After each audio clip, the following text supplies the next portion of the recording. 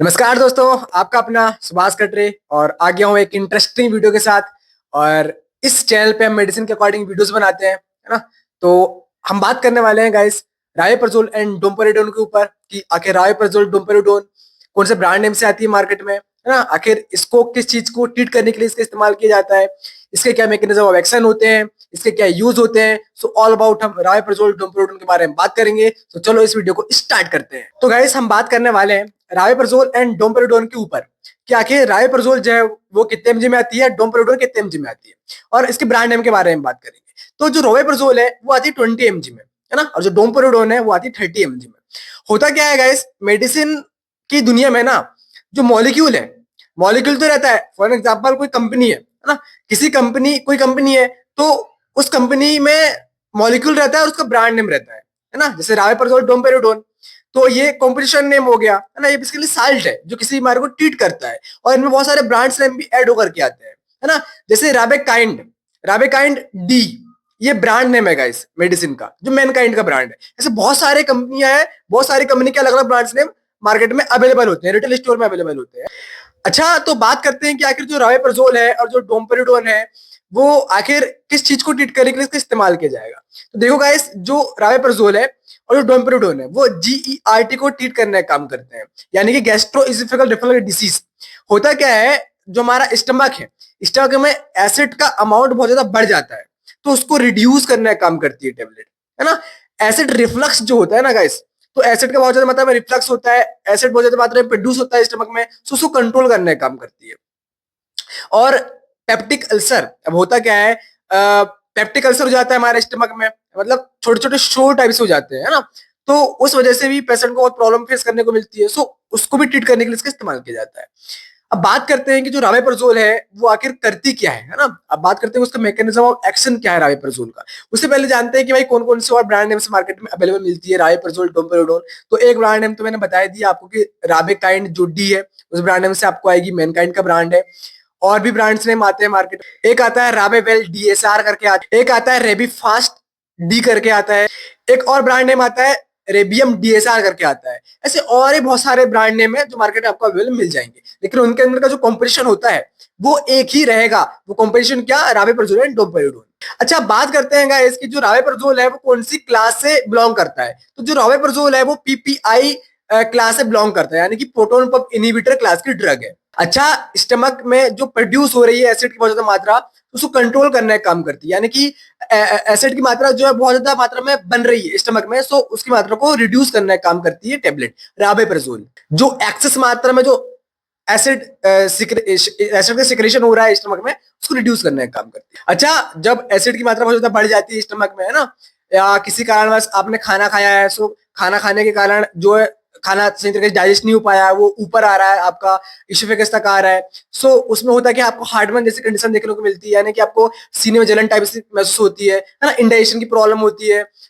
सो peptic ulcer type से condition ही बन जाती है कई बार, सो इस प्रॉब्लम को ट्रीट करने का काम करती है। अच्छा, बात करते हैं डोम्पेरिडोन क्या करती है। तो डोम्पेरिडोन जो है वो प्रोकाइनेटिक क्लास की ड्रग है ना, मतलब प्रोकाइनेटिक क्लास की कैटेगरी की ड्रग है। तो काम करके करती है, it work by stimulating the relaxing muscles of the stomach, मतलब स्टमक में जो मसल जो है उसको रिलैक्स करने का काम करती है। अब इसके द्वारा होता क्या है, जो इंटेस्टाइन है, या मैं कहूँ फूड जो है इजिली पास हो जाता है ना, और जो स्टमक में इजिली फूड जो है उसका पाचन हो जाता है। एक प्रकार से कहा जाए फूड का जो पाचन क्रिया है वो तेज हो जाती है ना।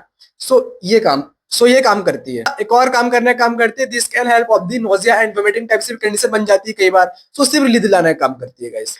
सो बेसिकली इसके यही यूज है भाई, है ना। हार्ट बर्न हो गया, इंडाइजेशन हो गया, एसिड की सिक्रेशन बहुत ज्यादा मात्रा में हो रहा है हमारे एसिड में, सो उसको कंट्रोल करने का काम करती है राबेप्रजोल डोम्पेरिडोन। बेसिकली यही काम करते हैं ना। क्लास मैंने बता दिया, राबेप्रजोल जो है वो PPI proton pump inhibitor class की ड्रग है, और जो डोम्पेरिडोन है वो अपना प्रोकाइनेटिक क्लास की ड्रग है। सो इनके सारे यूजेस वगैरह है ना, मतलब मैकेनिज्म ऑफ एक्शन वगैरह मैंने बात कर ही लिया। अब बात करते हैं साइड इफेक्ट की। हर एक मेडिसिन के साइड इफेक्ट देखने को मिलते हैं, तो हो सकता है आपको हेडेक देखने को मिले, नोजिया देखने को मिले, वोमिटिंग देखने को मिले, एब्डोमिनल पेन देखने को मिले। सो डॉक्टर से आपको कंसल्टेशन लेनी है ना, डॉक्टर से आपको परामर्श लेनी है, डॉक्टर का प्रिस्क्रिप्शन निकले आना है, उनके पास जाना है अगर ऐसी कंडीशन बन रही है तो। और बेसिकली अब डोज के बारे में बात करते हैं, तो इनका यूज बेसिकली खाना खाने से पहले इसे लिया जाता है ना। खाना खाने से पहले बेनिफिशियल होती है, खाना खाने के बाद में बिफोर मील।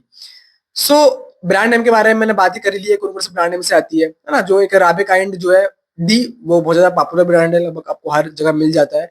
और ऐसे बहुत सारे और ब्रांड नेम आपको मिल जाएँगे मार्केट में, है ना? मार्केट में 2 प्रकार की मेडिसिन रन होती है भाई, एक होती है एथिकल और एक होती है जेनेरिक।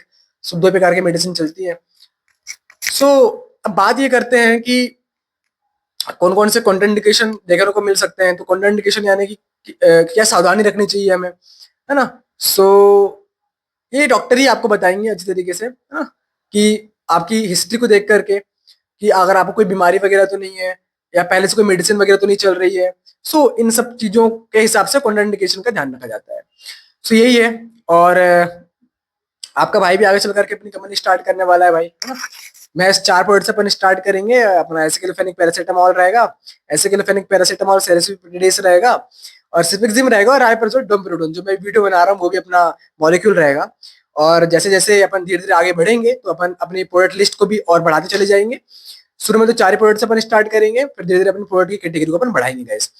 तो यही सारी चीज़ें हैं। कंटेंट क्रिएट इसलिए भी करता हूँ क्योंकि आजकल जो मतलब आप हमें कैसे जानेंगे? कंटेंट क्रिएशन से तो जानेंगे ना, यूट्यूब में हम अवेलेबल हैं, सोशल मीडिया में अवेलेबल है ना? आप लोगों तक हम अपनी बातों को पहुँचा रहे हैं, तो यहीं से तो आप हमें जानेंगे, यहीं से तो आप हमें पहचानेंगे। तो वही चीज़ है, अगर आप एंटरप्रेन्योरशिप की जर्नी स्टार्ट करते हैं तो आपका सोशल मीडिया में होना बहुत ज़रूरी होता है गाइस, है ना? लोग आपको कहाँ से जानेंगे? तो देखो 40 करोड़ लोगों तक अगर आपको पहुँचना है तो 40 करोड़ लोगों तक तो आप जा नहीं पाओगे। सोशल मीडिया एक ऐसा प्लेटफ़ॉर्म है भाई, जहाँ पर आप बहुत सारे लोगों से कनेक्ट कर सकते हैं, अपनी बातों को बहुत सारे लोगों तक पहुँचा सकते हैं। तो वही सारी चीज़ें हैं। तो बहुत सारी चीज़ें आपके भाई ने सोच कर के रखा है और धीरे-धीरे आपका भाई आगे बढ़ रहा है। तो भाई अगर चैनल में नए हो, सब्सक्राइब नहीं किया है, चैनल को सब्सक्राइब कर लेना। अच्छी-अच्छी इन्फॉर्मेटिव वीडियो मैं लाता रहूँगा। मेडिसिन के अकॉर्डिंग वीडियोज़ लाऊँगा, है ना? और कुछ बिज़नेस के रिकॉर्डिंग से वीडियो बनाते रहूँगा इस पे कि अपन खुद का अपना बिज़नेस स्टार्ट करेंगे, है ना?